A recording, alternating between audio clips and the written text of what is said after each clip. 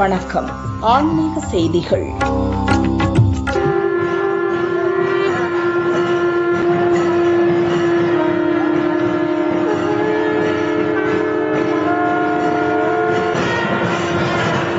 மதுரை மீனாட்சி சுந்தரேஸ்வரர் கோயிலில் மார்கழி மாதத்தில் உலகில் உள்ள அனைத்து ஜீவராசிக்கும் இறைவன் படியளக்கும் லீலையை குறிக்கும் வகையில் நடைபெறும் அஷ்டமி சப்பர விழா இன்று வெகு விமரிசையாக நடைபெற்றது. மார்கழி தேய்பிறை அஷ்டமியை முன்னிட்டு சுவாமி அம்பாளுக்கு அதிகாலை பல்வேறு அபிஷேகம் மற்றும் சிறப்பு பூஜைகள் நடைபெற்றன. கோயிலில் இருந்து அலங்கரிக்கப்பட்ட சப்பரத்தில் சுந்தரேஸ்வரர், பிரியாவிடை, மீனாட்சி அம்மன் தனி சப்பரங்களில் எழுந்தருளினர். சிவனடியார்கள் கைலாய வாத்தியம் முழங்க சப்பரம் கீழமாசி வீதியில் புறப்பாடாக்கி கீழவெளி வீதி, தெற்கு வெளி வீதி, மேலவெளி வீதி, வக்கில் புதுத்தெரு வழியாக வலம் வந்து மீண்டும் கோயிலை வந்தடைந்தது. மீனாட்சி அம்மன் எழுந்தருளிய சப்பரத்தை பெண் பக்தர்கள் மட்டுமே வடம் பிடித்து இழுப்பது விழாவின் தனி சிறப்பு. 4 வெளி வீதிகளிலும் சப்பரத்தில் வலம் வந்த சுவாமி அம்பாளை வழிநெடுகிலும் ஆயிரக்கணக்கான பக்தர்கள் தரிசனம் செய்தனர். சப்பரத்தின் முன்பாக சிவச்சாரியார்கள் அரிசியை தூவியபடி செல்லும் போது கீழே சிதறி கிடந்த அரிசியை கூடியிருந்த பக்தர்கள் பிரசாதமாக வீடுகளுக்கு எடுத்து சென்றனர். இந்த அரிசியை வீட்டில் வைத்து வேண்டினால் வற்றாத செல்வமும் நோய் நொடி நீங்கி பசிப்பினி நீங்கும் என்பது நம்பிக்கை. அஷ்டமி பிரதட்சணம் செய்வோருக்கு துன்பம் நீங்கி முக்தி கிடைக்கும் என சிவபெருமான் அருளியதை உணர்த்தும் வகையில் நடைபெறும் அஷ்டமி சப்பர விழாவில் ஆயிரக்கணக்கான பக்தர்கள் தரிசனம் செய்தனர். சாரல் மழை பெய்யும் நிலையில் மழையில் நனைந்தபடி பக்தர்கள் பக்தி முழக்கங்களை எழுப்பியவாறு தேரினை வடம் பிடித்து பயபக்தியுடன் இழுத்து சென்றனர்.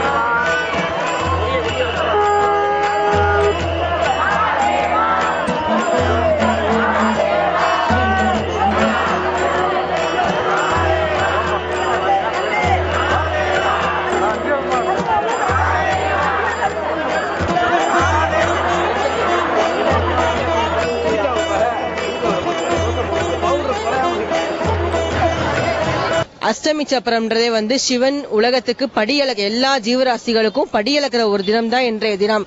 எல்லா உயிரினங்களுக்கும் பசின்ற ஒரு வறுமை வரக்கூடாதுன்றதுதான். நாங்க போன வருஷம் அஷ்டமி சப்பரத்துக்கு வந்திருந்தோம். இந்த வருஷமும் சீக்கிரம் வரணும்னு நினைச்சோம். ஆக்சுவலா லேட் ஆயிடுச்சு.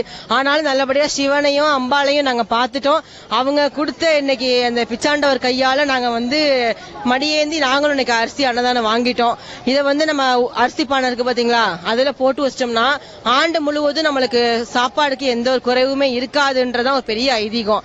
உலகத்துல இருக்க எல்லா ஜீவராசிகளுக்குமே வந்து வறுமை அப்படின்ற ஒண்ணு வரக்கூடாது. படியளக்கிற சிவன் தான் இன்னைக்கு வந்து பெரிய உலகத்துக்கே அவர் தான் எல்லாம் பண்றவரு. ஓம் நம சிவாய. நாங்க வந்தப்ப 6:30 மணி. அப்ப லைட்டா மழை பெஞ்சிட்டு இருந்துச்சு. கூட்டம் கொஞ்சம் கம்மியா தான் இருந்துச்சு.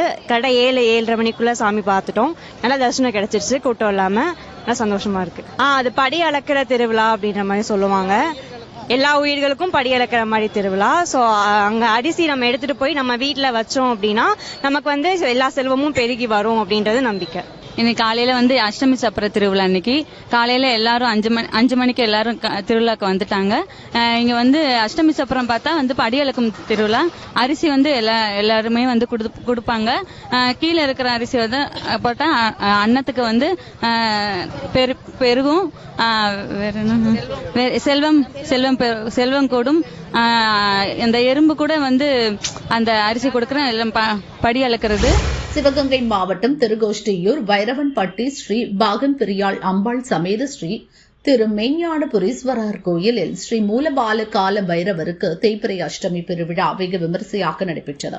இதையொட்டி நேற்று இரவு தேய்பிறை அஷ்டமி விழாவில் மகா பைரவ யாகத்தில் சிவச்சாரியார்கள் வேத மந்திரங்கள் முழங்க புஷ்ப யாகம் உள்ளிட்ட யாகங்களுடன் மகா பூர்ணாகுதி முடிந்து தீபாராதனை காட்டப்பட்டது. யாகத்தில் வைக்கப்பட்ட புனித நீரால் சுவாமிக்கு அபிஷேகம் நடைபெற்றது. தேய்பிறை அஷ்டமியில் கலந்து கொண்டால் நவகிரகங்களின் பலன் கிடைக்கும் என்பது ஐதீகம்.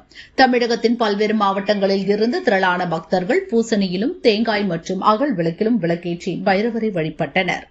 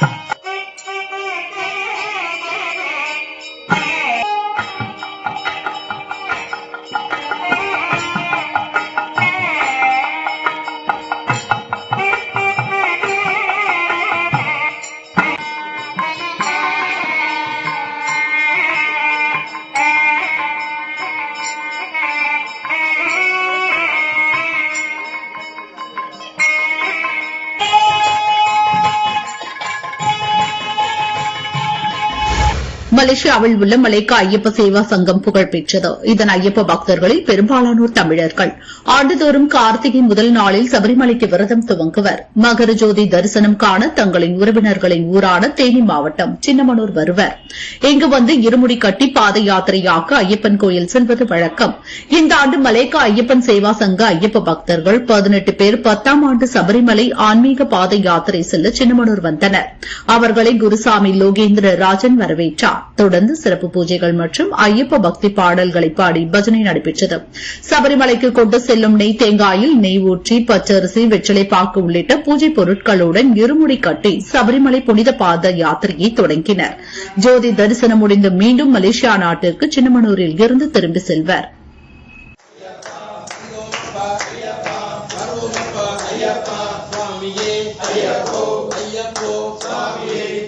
Pada Porome, Jenda Pada Porome,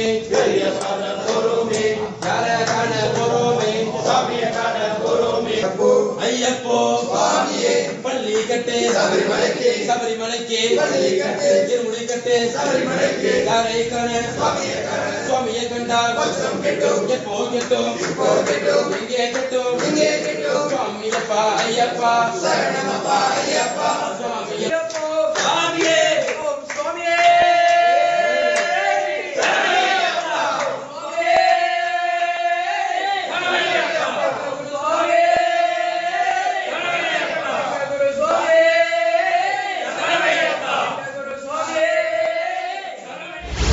Sivaganga சமஸ்தானம் தேவஸ்தானம் நிர்வாகத்திற்குட்பட்ட மானாமதுரை ஆனந்தவள்ளி சோமநாதர் கோயிலில் மார்கழி அஷ்டமியை முன்னிட்டு ஜீவராசிகளுக்கு படியளக்கும் விழா வெகு விமரிசையாக நடைபெற்றது. இதையொட்டி இன்று காலை சுவாமிகளுக்கு பால், பன்னீர், சந்தனம், குங்குமம், இளநீர், திரவியம், நெய் உள்ளிட்ட 18 வகையான பொருட்களால் திருமஞ்சனம் நடத்தப்பட்டது. சிறப்பு அலங்காரங்களுடன் கோயில் முன் மண்டபத்தில் ரிஷப வாகனத்தில் பிரியா விடையுடன் சோமநாதரும் ஆனந்தவள்ளி அம்மனும் தனித்தனியாக ரிஷப வாகனத்தில் எழுந்தருளினர்.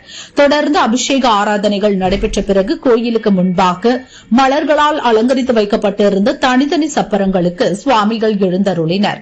கைலாயம் மற்றும் மங்கள வாத்தியங்கள் முழங்க ஆயிரக்கணக்கான பக்தர்கள் சப்பரங்களை பாகாவத் அக்ரஹாரம், மெயின் பஜார், 4 ரத வீதிகளின் வழியே இழுத்து வந்தனர். அப்போது வீடுகளுக்கு முன்பாக பக்தர்கள் தேங்காய் பழம் உடைத்து அர்ச்சனை செய்தனர். சப்பரங்களுக்கு முன்னும் பின்னரும் ஏராளமான பக்தர்கள் அனைத்து ஜீவராசிகளுக்கும் படியளக்கும் விதமாக அரிசி, நெல், நவதானியங்களை தூவியபடி சென்றனர். கோயிலுக்கு முன்பாக பக்தர்களுக்கு அன்னதானம் வழங்கப்பட்டது.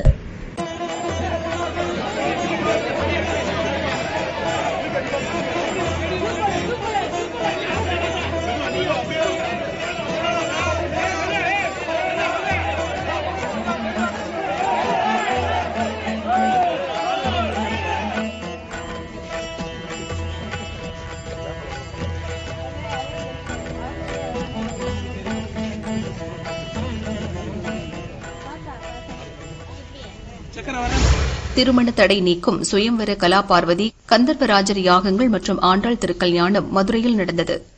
மதுரை அனுஷத்தின் அனுகிரகம் அமைப்பு ஏற்பாடு செய்திருந்த இந்நிகழ்வு SS காலனி SMK திருமண மண்டபத்தில் வெகு விமரிசையாக நடைபெற்றது.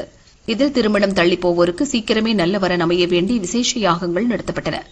யாகங்களை சந்தோஷ் சாஸ்திரிகள் தலைமையிலான வேத விற்பனர்கள் சிறப்பாக நடத்தினர். விசேஷ ஹோமங்களோடு சங்கல்பங்கள் செய்யப்பட்டன. மாலையில் நெல்லை வெங்கடேஸ்வர பாகவதர் குழுவினரின் ஆண்டாள் திருக்கல்யாண வைபவம் நாம சங்கீர்த்தனம் நடைபெற்றது. நிகழ்வில் கலந்து கொண்டவர்களுக்கு ஸ்ரீ காஞ்சி மகா பெரியவரின் பெரிய அளவிலான பிரேம் செய்யப்பட்ட புகைப்படம், பிரசாதம், அட்சதை வழங்கப்பட்டன. ஏற்பாடுகளை அனுஷத்தின் அனுகிரகம் நிறுவனர் நெல்லை பாலு செய்திருந்தார்.